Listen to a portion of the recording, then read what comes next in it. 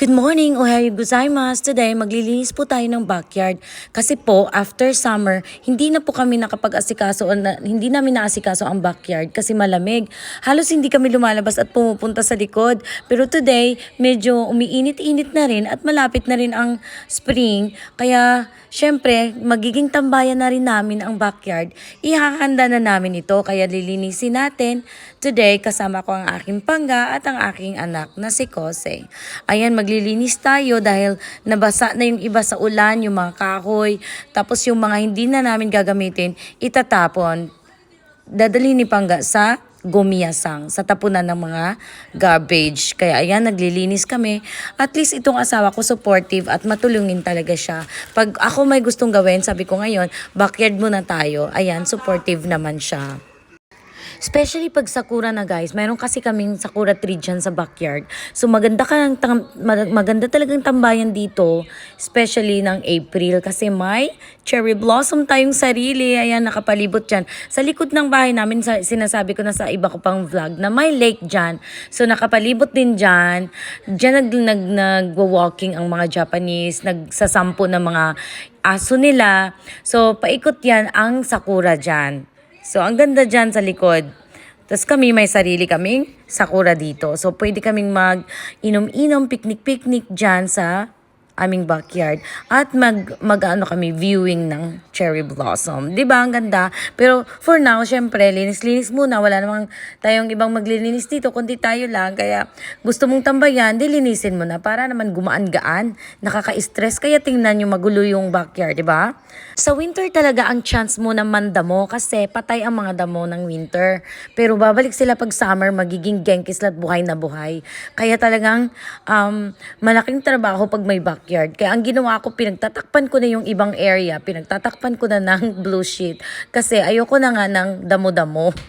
Tsaka ang dami ring mga insects pag may mga damo-damo, may mga uod-uod din, kaya ayoko. Kaya pinagtatakpan ko na. Pero pag later on, pag nandito na yung mga brothers ko, gusto ko talaga sana siyang isemento na ng lahat para wala na talaga akong trabahong linis-linis, di ba? Pero syempre, sa barbecuehan namin na area, kailangan lupa. Kasi pag may nahulog-hulog ng mga baga, at least hindi siya masusunog. Kaya hindi ko yun nilagyan ng blue sheet doon sa may lagayan ng barbecue. Kasi baka masunog. So, yun lang ang natira ko sa pinakadulo. Tinirahan ko ng space para sa barbecue. Tapos yung aming gazebo naman. So, kailangan din naming linisin dahil marami na siyang alikabok. Kasi malakas ang hangin dito sa bandang backyard. So, marami siyang alikabok. Kailangan na rin linisin kasi masarap din matulog dyan at tambayan pag tanghaling tapat sa spring. Ayan na po, dire-diretso lang. Tumutulong si Pangga maglinis. At, ayan, tuwang-tuwa naman siya. Kasi, ayan, nakakapagtambay siya. Makapagmuni-muni siya dyan habang nagyoyosi. Kasi yung asawa ko nagyoyosi po. At ito naman yung pantanggal ng damo. Ito naman yung ginagamit ko. Kaya to sa height ko. Kaya ako talaga gumagamit nito. Kasi ako ang bumili nito. Ako ang pumunta sa Kainsom. Ako ang bumili nito. Nung bagong-bago pa lang tong bahay. Nung puro pa lang to, Bermuda to lahat eh. Tapos pag humahaba na yung Bermuda, yan ang ginagamit kong mower. Tapos si Daddy, pag buong-buo na talaga na maraming ng mahahaba ang Bermuda, siya na nagmo-mower talaga. Kaya palitan kami yung sa akin pandamo. Pag na-appreciate ng asawa mo yung ginagawa mo at siya'y tumutulong din sa'yo, talagang hindi ka mapapagod. Talagang mai-enjoy mo yung ginagawa nyo kasi parang bonding nyo na rin na talagang busy kayo, nagpaikot-ikot dyan at ang result later on, kampay na kami, tapos magba-barbecue kami. Yun ang naging result after nitong paglilinis namin. So nakita nyo naman, una kong na-upload yung mga nagba-barbecue na kami sa labas. Pero behind the scene, ito yung nangyari before sa mga barbecue.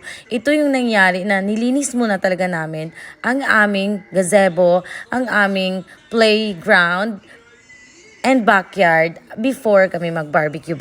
'Di ba? Ganyan ka madugo. Pero masaya kasi later on magkampay-kampay na kami. Otskari-sama deshita na kami. We will reward ourselves sa aming ginawa ngayong pagsisikap at pagsisipag. Yan. Isip ko talaga noon na swerte ang hapon pag nakapag-asawa ng Pilipina dahil masyado tayong masipag magkilos-kilos sa bahay. Pero hindi rin kasi nakikita ko mga kapitbahay ko ditong babae, mga asawa, sila din talaga ang nagdadamo at gumagawa sa bahay, kumikilos kasi wala pong katulong dito sa Japan. Kaya normal lang pala tong mga ganito, hindi to parang panibago. Ang pinaka nakakapanibago ay yung mga asawang kumikilos din. Pero sa mga kapitbahay ko dito, nakikita ko talaga mga mag-asawa at nagtutulungan talaga sa paglilinis ng backyard at mga linisin sa bahay. So ayan, nag-enjoy na sila kasi pati ba naman itong slides guys? Pinaglalaroan nyo ng pintura. Ay, ewan ko sa inyo, ayusin nyo yan ha. Ayun, pinagtitripan nila yung ano natin, yung slide.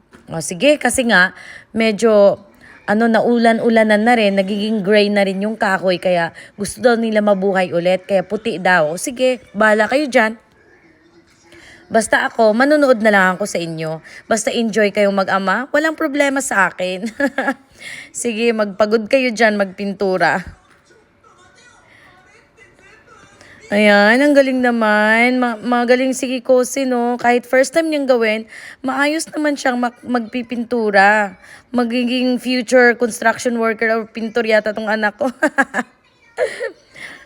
Ayan guys, matatapos na rin yata ang ating video. Sobrahan naman ako sa kakadaldal. Tapos nasa salapid na gina akong dila guys. So magbinisaya na lang gidaan ni kay minsan kapoy na jud ko ay ang akong utok no busy nagig kay Japanese, English, Bisaya, Tagalog, perti nag yung busy ha. Until here guys, see you in my next vlog. Babush! Ito naman guys, ipapakita ko sa inyo yung tapos na, nalinis na namin at ayan, okay na po ang gazebo. Lumabas na rin ang aking mga anak at pati si Luna nag-e-enjoy na rin at maayos at maaliwalas na ang aming backyard. Good job kami today. Ayan, mag-e-enjoy sila sa ating backyard today na maglalaro. Oh, buti na nga, nalinis na namin. So that's all for today. Pala ang result guys, pwede na kami magtambay sa labas, malinis na, pwede na silang maglaro at ang ilaw din, nilinis na rin natin ang gazebo. Kaya ayan, pwede na, pati si Luna, dinala na rin namin sa labas, pwede ready nang magtambay sa labas ng aming backyard. Kaya yan lang, ayan malinis na po. Guys, thank you for watching.